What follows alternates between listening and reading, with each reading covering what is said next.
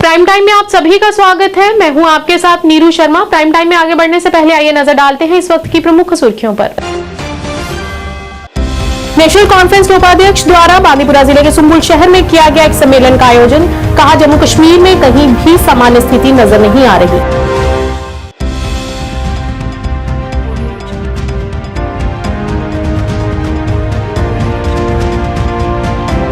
सामुदायिक गतिशीलता कार्यक्रमों की एक श्रृंखला सफलतापूर्वक की गई आयोजित। शमीम फातिमा, नौशाद अख्तर सहित कई गणमान्य लोग रहे मौजूद।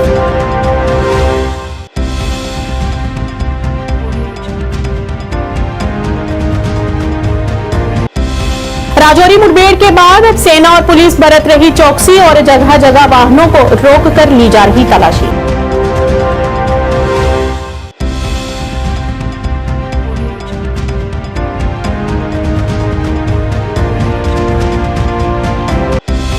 जम्मू कश्मीर कला संस्कृति और भाषा अकादमी द्वारा सरकारी भवन में एक सांस्कृतिक महोत्सव का किया गया आयोजन। डोडा के उपायुक्त हरविंदर सिंह मुख्य तौर से रहे उपस्थित।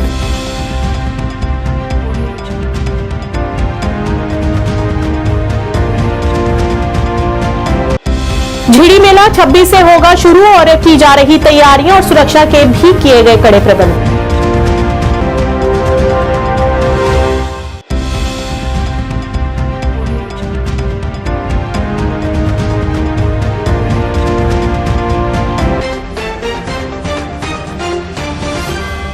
अब समाचार विस्तार से। नेशनल कॉन्फ्रेंस के उपाध्यक्ष और पूर्व मुख्यमंत्री उमर अब्दुल्ला ने बांदीपुरा जिले के सुंबुल शहर में पार्टी सम्मेलन आयोजन किया। इस मौके पर उमर अब्दुल्ला के साथ अली मोहम्मद सागर, नासिर असलम वानी, तनवीर सादिक, नजीर गुरेजी सहित कई कार्यकर्ताओं ने भाग लिया। सभा को संबोधित करते हुए उमर अब्दुल्ला ने कहा कि जम्मू कश्मीर में कहीं भी सामान्य स्थिति नजर नहीं आ रही है। राजौरी मुठभेड़ इसका स्पष्ट उदाहरण है। उन्होंने कहा कि एनसी के कार्यकाल के दौरान राजौरी क्षेत्र में ऐसी कोई उग्रवाद घटना नहीं हुई। उमर अब्दुल्ला ने एलजी सरकार को आड़े हाथों लेते हुए कहा, राज्यपाल की भव्य जीवन शैली के कारण राजभवन में कोई निविदा प्रक्रिया नहीं है। अकबर लोन साहब का इन्फ्लुएंस था, ये गलत होगा। अकबर लोन साहब का इन्फ्लुएंस है और आगे भी रहेगा, लेकिन ये भी दुरुस्त है कि उनकी तबीयत कुछ ठीक नहीं रहती इन दिनों। और जाहिर सी बात है कि आने वाला जो अगले साल पार्लियामेंट इलेक्शन होगा उसमें अकबर लोन साहब खुद नेशनल कॉन्फ्रेंस के तरफ से कैंडिडेट नहीं रह पाएंगे, इस बात के बावजूद कि हम चाहेंगे कि वो रहे। ऐसे हालात में नेशनल कॉन्फ्रेंस की जो पार्लियामानी बोर्ड है वो बैठेगी, हालात का जायज़ा लेने के बाद जो सबसे बेहतरीन नॉर्थ कश्मीर के लिए कैंडिडेट हमारे नज़र में होगा उनको हम लोगों के सामने पेश करेंगे।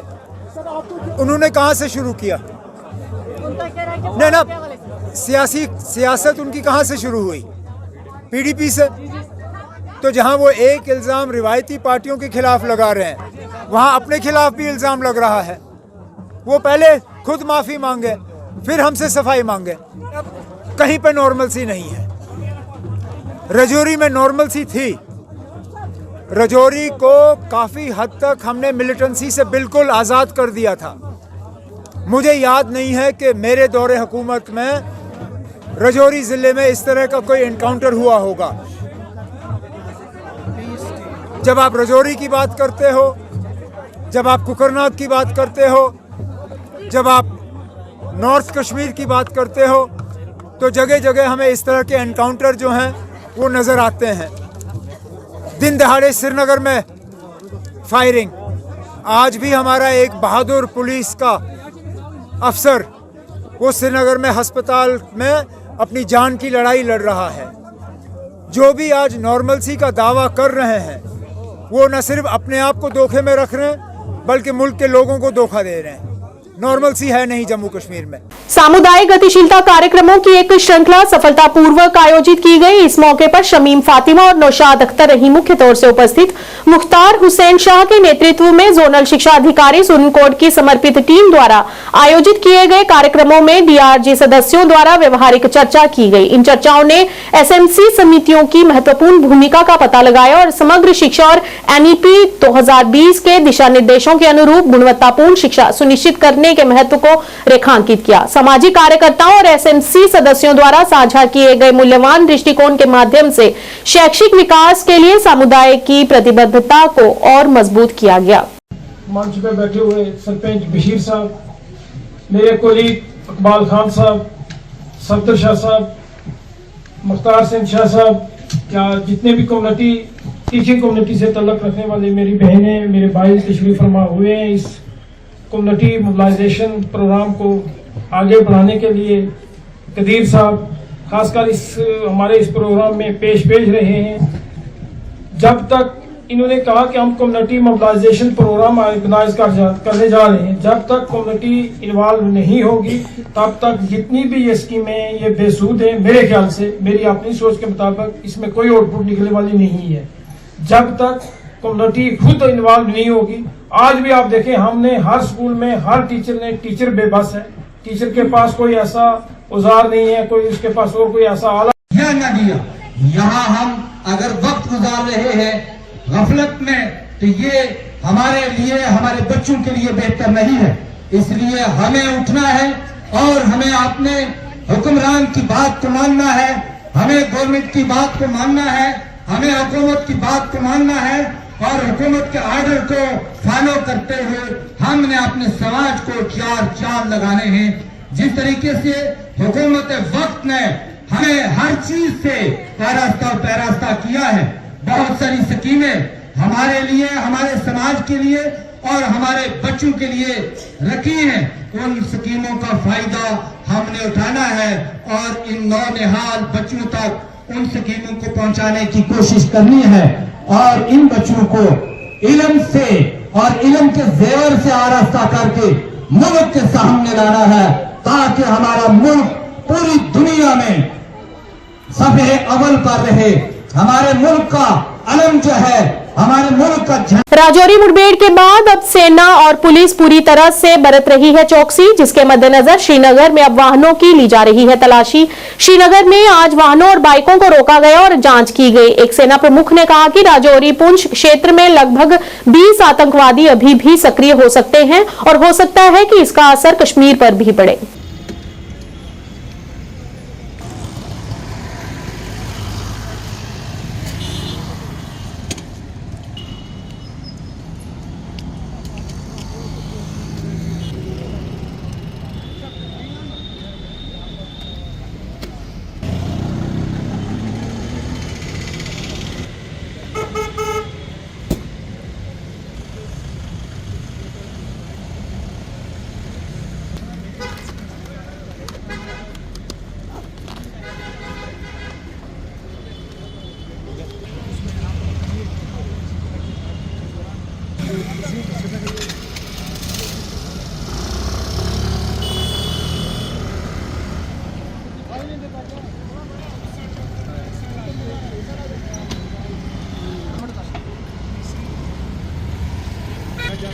तो आपने देखा कि यहाँ पर इस तरह का इम्पैक्ट जो है किए जा रहे हैं, तो इसी तरह अन्य जगहों पर दिखाई दिया है। यहाँ पर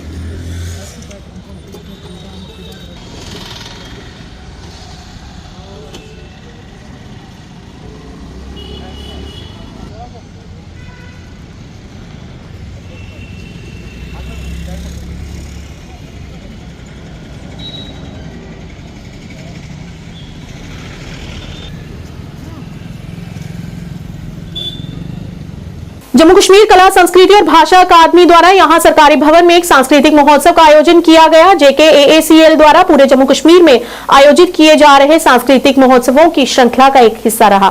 कार्यक्रम की अध्यक्षता भरत सिंह मनहास, सचिव JKAACL और डोडा के उपायुक्त हरविंदर सिंह मुख्य रूप से उपस्थित रहे। इस अवसर पर बोलते हुए मुख्य अतिथि उपायुक्त डोडा ने जिले की स्थानीय कला और संस्कृति को विभिन्न मंचों पर बढ़ावा देने और प्रदर्शित करने, इसकी समृद्धि को प्रस्तुत करने और इसे संरक्षित करने के लिए JKAACL के प्रयासों की सराहना की।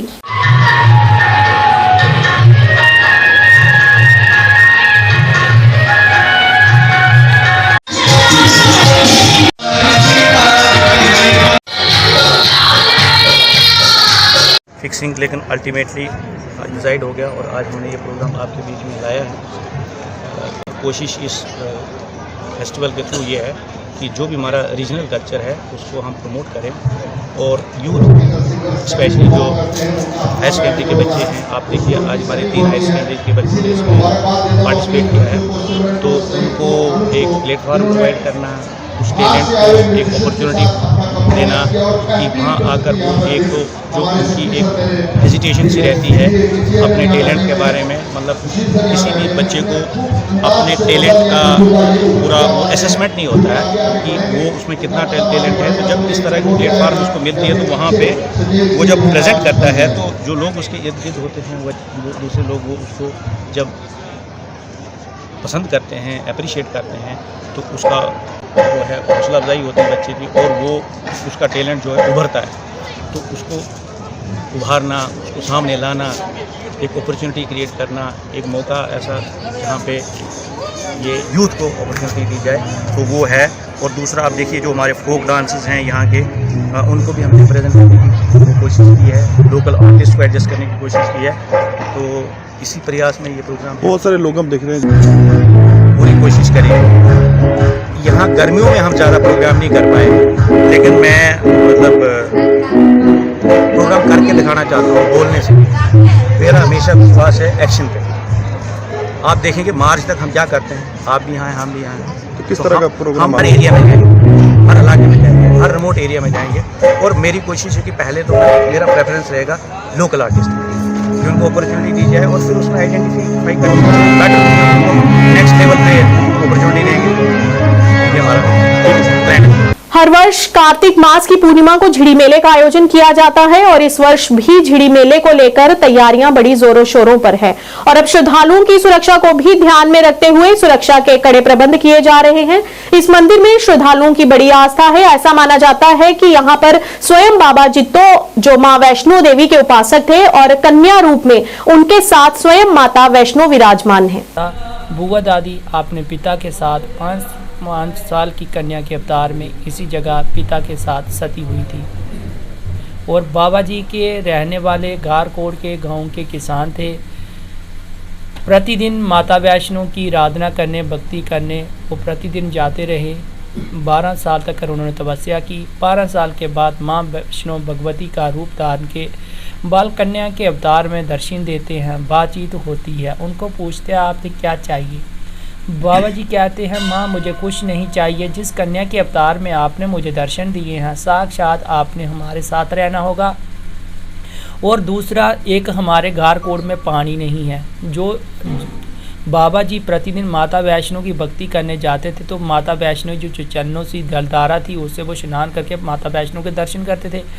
उन्होंने कहा कि माता रानी आपने हमारे घर में साक्षात मेरे साथ रहना होगा। उन्होंने कहा मैं आपके घर में बाल कन्या के अवतार में आऊँगी।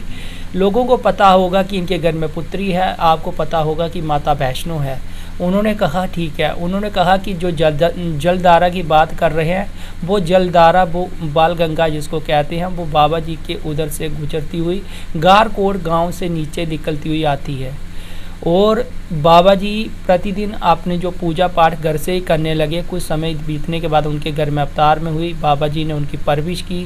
5 साल के बाद उसकी जायदाद प्रॉपर्टी के पीछे उनकी चाची जोजा थी, उनके बेटे साथ थे। वो जायदाद प्रॉपर्टी के पीछे पड़ गए, बाबा जी को दुखी करने लगे। बाबा जी ने एक दिन दुखी हो गए, अपने घर बार से निकल पड़े। जब निकल गए रास्ते में उन्होंने गरोटे गांव में रास्ते में रात निकाली। दूसरी रात काना चक पंजोड़ में अपने मित्र के पास लल्लू लोहार वर्मा के साथ वो आ गए, उसको पास रहने लगे। कुछ समय बीतने के बाद उस समय वजीर सिंह मैते का राज था। अपने मित्र को लेके वजीर सिंह मैते के पास जाते हैं खेती बाड़ी लेने के लिए। उस समय अच्छे अच्छे खेतर थे वो लगा दिए थे। ऐसे विराट जंगल बाबे के तालाब पर पड़ा हुआ था, उसको जंगल कहते थे। उसको उन्होंने खेती अपनी जंगल की कटाई करके अपनी खेती बाड़ी के लायक बनाया। उन्होंने अपनी फसल लगाई। उधर ही उन्होंने छोटा अपने हाथों के साथ वो तालाब बनाया। और माता रानी की कृपा से वो उन्होंने फसल लगाई। राजे ने कहा था कि एक हिस्सा मेरा होगा, 3 हिस्से जो होंगे बाबा जी के होंगे। जब ये माता रानी की कृपा से इतनी कनक हुई, कोई हद ना रही, कटाई करके खेतर में रखते हैं। उस समय जब भी उसमें जागीरदार आते हैं, कहते हैं हमें थोड़ी कनक दे दो। उन्होंने कहा जब तक हिसाब किताब मेरा राजे के साथ नहीं होगा तब तक मैं किसी को दाना नहीं देना। वो जागीरदार इस एरिए का था, उसने जासूसी करने के लिए उसने राजे को भड़का दिया। राष्ट्रीय जिला पंचायत एसोसिएशन जम्मू के रेल हेड कॉम्प्लेक्स स्थित पंचायत भवन में एक विशाल सम्मेलन का आयोजन किया गया। इस मौके पर कैलाश गौर पाटिल तथा कई गणमान्य सदस्य मौजूद रहे। उन्होंने कहा कि ये संगठन 23 राज्यों में काम करता है और जिसमें सभी ब्लॉक पंचायत और जिला पंचायत के सभी सदस्य काम करते हैं। इसका उद्देश्य है कि उन्हें मिले गए अधिकारों को सही तरीके से उपयोग किया जाए। और इस दौरान उन्होंने JNK के पंचायत राज प्रणाली बनाने के लिए उन्होंने प्रधानमंत्री नरेंद्र मोदी का भी आभार व्यक्त किया। मैं Kailash Gore Patil as a national president बोल के पूरे भारत देश में जो हमारा संगठन काम करता है, वो संगठन अभी भारत देश में पहले नहीं था, जो हमने बना के पूरे 23 स्टेट में काम करता है, जहाँ पे ब्लॉक पंचायत और जिला पंचायत के सदस्य सभी पार्टी के काम करते हैं।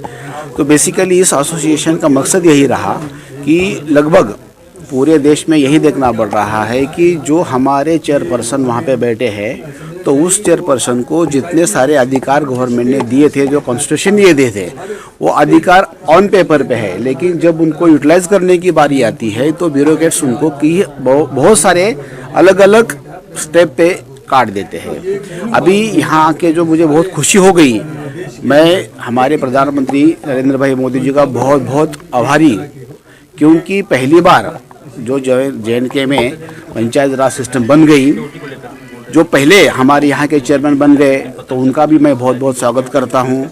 लेकिन पूरे भारत देश में इतना फुल प्रूफ एजुकेटेड चेयरपर्सन यहाँ मुझे देखने मिले, जो बहुत ही स्टडीयस है और बहुत ही काफ़ी तरह से जनता के साथ अपना काम करने में मुझे दिखने पड़े। तो मेरी गवर्नमेंट से आप सब लोगों के माध्यम से एक विनती है, रिक्वेस्ट है, वो ऐसा है कि अभी हमारे जो चेयरपर्सन है वो 24/7 जनता के सामने है। सर्वप्रथम मैं सभी मीडिया बंधुओं का स्वागत करता हूं, धन्यवाद करता हूं कि आप लोग बड़ी तादाद में यहां पर आए आज। ये आज का जो यहां पर कार्यक्रम, जो मीटिंग हमने रखी है, हमारे नेशनल जिला पंचायत एसोसिएशन के अध्यक्ष और फाउंडर श्री कैलाश गोरे पाटिल जी हमारे बीच में हैं। उनके साथ जो राष्ट्रीय महिला एसोसिएशन की महिला चेयरपर्सन हैं, अध्यक्ष हैं, सरिता काकरे जी हैं, और एसोसिएशन के उपाध्यक्ष जय मंगल यादव जी आज यहाँ पर विशेष रूप से हमारे बीच आए हैं। और ये लोग पिछले कुछ दिनों से जो नॉर्दर्न स्टेट हैं, पंजाब में, उसके बाद हिमाचल में इन्होंने दौरा किया और यहाँ पर आज जम्मू में आए हैं। एक सारे ज़िलों के आप देख रहे हैं कि यहाँ पर चेयरपर्सन और हमारे जो DDC और BDC के मेंबर यहाँ पर आज एकत्रित हुए हैं। और हमारा जो जम्मू कश्मीर में पंचायती राज सिस्टम है, मैं धन्यवाद करना चाहूँगा प्रधानमंत्री श्री नरेंद्र भाई मोदी जी का, धन्यवाद करना चाहूँगा माननीय LG साहब का, कि जिन्होंने पहली बार जम्मू कश्मीर के अंदर 3 टायर जो प्रणाली है, इसका पंचायती राज का शुरुआत करी है। और ये पंचायती राज सिस्टम आने वाले समय में और स्ट्रेंथन हो, सुदृढ़ हो। सरकारी बॉयज हाई स्कूल बड़ियालब्राना में छोटे बच्चों के लिए बनकर तैयार हुई किंडरगार्टन एवं प्री प्राइमरी इमारत का SDM RS पुरा की तरफ से उद्घाटन कर इमारत को स्कूल के हवाले कर दिया गया। इस मौके पर SDPO RS पुरा निखिल गोगना, ब्लॉक डेवलपमेंट अधिकारी राजेश पाधा, सरपंच बिन्नी शर्मा, सरपंच कांता शर्मा के साथ साथ शिक्षा विभाग के अधिकारियों के अलावा पंचायत के अन्य प्रतिनिधि तथा काफी संख्या में गांववासी भी विशेष तौर पर मौजूद रहे।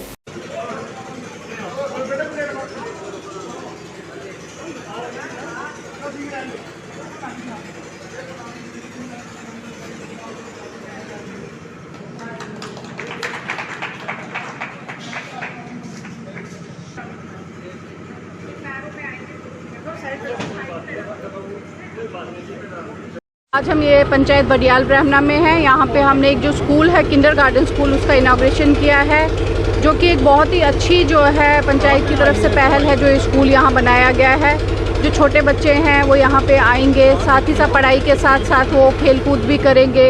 और यहाँ पे जो है बाकी कामों का जायज़ा भी लिया गया है। जहाँ जहाँ कोई समस्या आ रही है जो कंसर्न डिपार्टमेंट्स को बता दिया गया है, ताकि जल्द से जल्द जो है उनका रिड्रेसल किया जाए। आज हमारे स्कूल में SDM madam RS Pura, DSP RS Pura, VDO RS Pura और हमारे जहाँ गाँववासी, हमारे पंच, सरपंच, नायब सरपंच सब आए। हम तहे दिल से गवर्नमेंट का शुक्रिया अदा करते हैं कि 65 लाख की हमारी बिल्डिंग जो आई एसडीएम मैडम के हैंड ओवर करनी है स्कूल के, तो हम गवर्नमेंट का धन्यवाद करते हैं। और भी जो हमारे काम पेंडिंग पड़े हुए हैं, जैसे हमने पीछे पानी का देखा है जो समस्या है, वो एसडीएम मैडम से जिक्र किया और मैडम ने तत्काल ही उसका कह दिया है। तहसीलदार आरएसपुरा, वीडियो आरएसपुरा जो भी है उसका मसला हल होना चाहिए। हम तहे दिल से शुक्रिया अदा करते हैं, जनता का भी और गवर्नमेंट का भी। रियासी जिला के साथ लगते गांव बनासा में भारतीय जनता पार्टी की तरफ से बूथ जनसंवाद महाअभियान के तहत एक कार्यक्रम का आयोजन किया गया। कार्यक्रम के दौरान आए हुए लोगों को केंद्र सरकार की तरफ से चलाई जा रही जल कल्याण योजनाओं की जानकारी दी गई। इसके साथ ही प्रधानमंत्री नरेंद्र मोदी के नेतृत्व में देश और यूटी जम्मू कश्मीर में चलाए जा रहे विकास कार्यों को गिनाया गया और बताया कि प्रदेश की धारा 370 के हटने के बाद जम्मू और कश्मीर दोनों खितों को बराबर विकास हुआ है। किसी भी कार्य में भाई भतीजावाद नहीं हुआ रहा है। इस दौरान ग्रामीणों को सरकारी स्कीमों का लाभ उठाने के लिए भी कहा गया। इस मौके पर पूर्व विधायक बलदेव राज शर्मा, नायब सरपंच रेणु शर्मा, नायब सरपंच राधा रानी, नायब सरपंच पृथ्वीराज शर्मा, सोनू शर्मा, शिव कुमार, मुंशीराम मुख्य अतिथि के रूप में मौजूद रहे। उन्हें काफी सारा डेवलपमेंट वास्ते लोगों की पैसा भेजा, ग्राएं च भी पैसा मिले। पहले तुझे पता कि ग्राएं कन्नै बड़ी जी बेन्याई की जाती है और ग्राएं पिंड का जो पैसा वो शहरें लगी जाता। ग्राएं बूथ लेवल ऊपर जाइए, लोकें कन्नै संवाद करना, गल बात करनी। सारे सेंटर विच उन्हें के काम किते दे असीं तां लब्भा दे नहीं है, क्योंकि नेगेटिविटी फैलाने वाले बड़े है। ये सारी की सारी नजरसानी उस बात की है कि हमारी सेंट्रल सरकार की तरफ से हमारी स्टेट को क्या फ़ायदा हुआ, हमारे ज़िले को क्या फ़ायदा हुआ, स्थानीय तौर पे हम जहाँ पे रहते हैं, जिस तहसील में, जिस जगह पे, उस पे क्या फ़ायदा हुआ। एक ये जर्नल रिव्यू के तरीके पे, ये जर्नल रिव्यू लोगों की तरफ से, ये जनसंवाद का मतलब ये हो गया कि इस मीटिंग में लोगों से हम उनकी बात पूछे कि आप तक जो सेंट्रल सरकार की स्कीमें हैं, चाहे वो किसी किस्म की स्कीम हो, जिसमें वो जल शक्ति की स्कीम हो, बिजली की स्कीम हो, वजीफों की स्कीम हो, पढ़ाई की स्कीम हो, वो किस तरीके से बेनिफिशरीज की स्कीम हो, जिसमें गैस सिलेंडर हो, जिसमें स्वच्छता की स्कीम हो, जिसमें आपका टॉयलेट बनना हो, वो सारे का सारा भारतीय जनता पार्टी अपने वर्कर्स को लेके, अपने लोगों को वहाँ पे गांव के लेके वो एक सर्वे के तौर पे कर रही है। और जहाँ पे कहीं कमी पेशी है तो उसका सुधार आने वाले वक्त में कैसे हो, उस पर सारे एक्सरसाइज कर रही है। और लोगों से ये बात का आग्रह भी कर रही है कि अगर 9.5 साल का कार्यकाल आपने जो भारतीय जनता पार्टी का देखा है, तो उसके बाद आने वाले वक्त में 24 में जो इलेक्शन हो, उसमें भारतीय जनता पार्टी भरपूर वोटों से आए और यहाँ से हमारे मेंबर पार्लियामेंट एक बार फिर जहाँ से जीत के जाए, यही एक लक्ष्य लेके चले।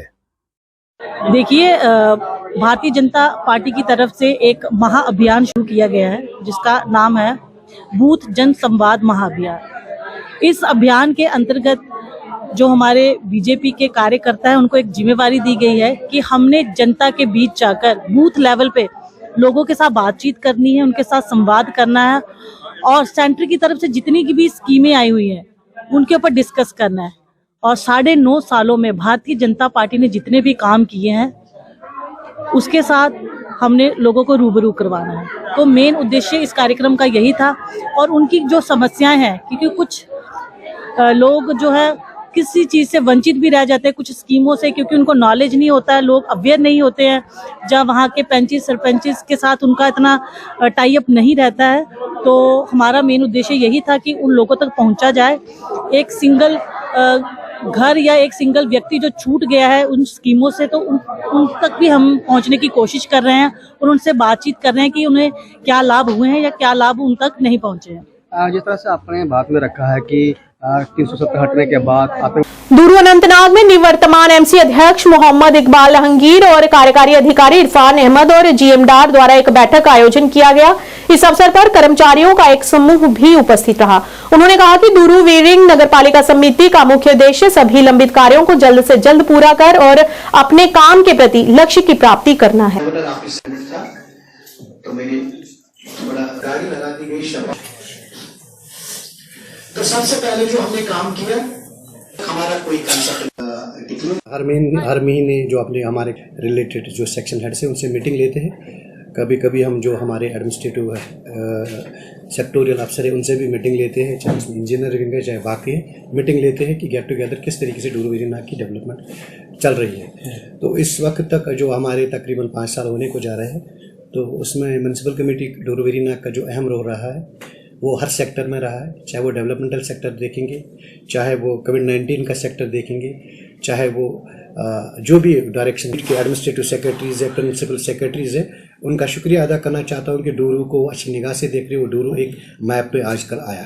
देखिए 100% हर जगह नहीं होता है। अगर सरकार 100% सब कुछ करेगी तो फिर सरकार को बैठना है घर में, हमने 100% किया है, अब हमें काम नहीं करना है। हो सकता है कि जो मैंने कहा कि जितने भी हमें फंड्स मिले हैं डूरू में, जितने भी पहले आप भी के रहने वाले हो, वेरीनाग के रहने वाले हो, आपने पहले भी देखा है कि डूरू वेरीनाग में किधर लेन और किधर ड्रेन, किधर ग्रेवयार्ड, किधर डेवलपमेंटल सेक्टर था, किधर बाकी चीज़ें थी, ऑडिटोरियम, टाउन हॉल्स थे, नहीं थे। बट पूरी कोशिश की, जो बेसिक चीज़ें थी यहाँ पर, बेसिक नेसेसिटी, वो चीज़ें हमने कोशिश की यहाँ पर लाने की, वो हमने लाया। और रहा सवाल लेन ड्रेन का, उसमें ऑलरेडी काम चल रहा है, हर वार्ड में काम चल रहा है। आहिस्ता आहिस्ता मेरे ख्याल से अगर मौसम ठीक रहा तो इसी मंथ्स 2 मंथ्स में, अगर नहीं तो जो फाइनेंशियल ईयर होगा तो 2024 का, उसमें जो जितने भी हमारे कुछ लेन ड्रेन बचे हैं वो कंप्लीट हो। राधा माधव ट्रस्ट संगठन अध्यक्ष राजेश पिट्टू द्वारा जम्मू के प्रेस क्लब में एक पत्रकार वार्ता का आयोजन किया गया। इस मौके पर इंजीनियर दिल बहादुर सिंह, पूर्व एजुकेशन डायरेक्टर सरदार रविंदर सिंह तथा अन्य गणमान्य मुख्य तौर से उपस्थित रहे। इस मौके पर उन्होंने सभी हस्तियों का शुक्रिया अदा किया जिन्होंने अपनी रचनाओं को प्रस्तुत किया। कल ही फैसला किया कि इस प्रेस क्लब करना चाहते हैं।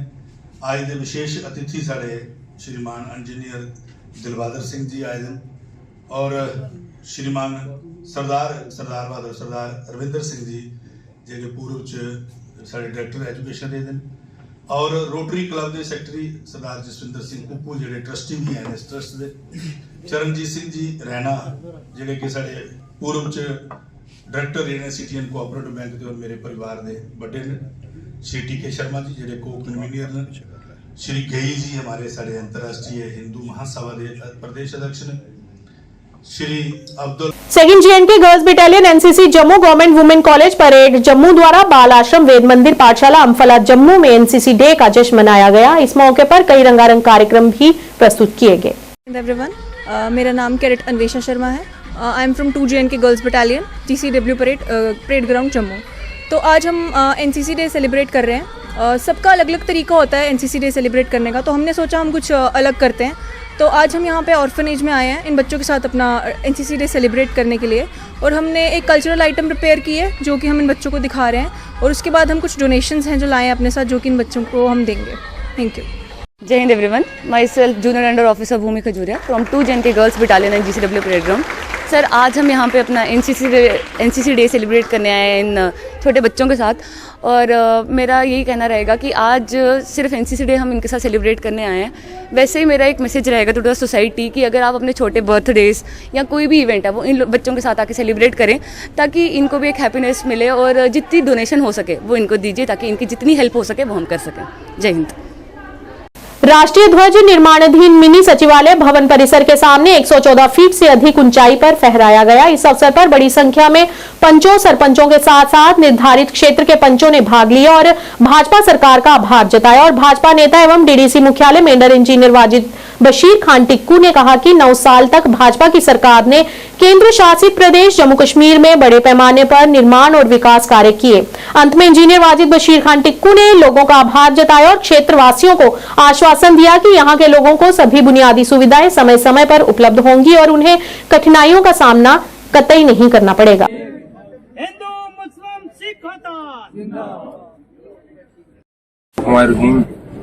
एक तामीरती सोच को लेकर मैं समझता हूं कि जिस इलाके की तामीर और तरक्की, खुशहाली, अमन और भाईचारे के लिए काम किया जाए। इंजीनियर वाजिद बशीर टीकू साहब ने ये साबित किया है कि उसके हिंदुस्तान कितनी और हिंदुस्तान के झंडे कितनी, उनको कितनी मोहब्बत और कितनी लगन है।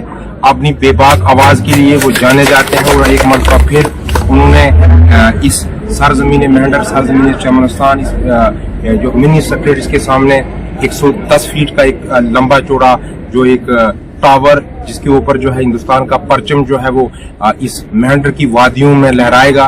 तो मैं समझता हूं कि यहाँ से हिंदुस्तान हजरात का आज हमने फ्लैग मास्क पोल जो है 35 मीटर 110 फुट से वो है हाइट इसकी, जो हिंदुस्तान का झंडा का फाउंडेशन स्टोन स्टार्ट होने जा रहा है। यहाँ पे हम बहुत जल्दी ये हमारा टावर भी यहाँ खड़ा हो जाएगा इंशाल्लाह।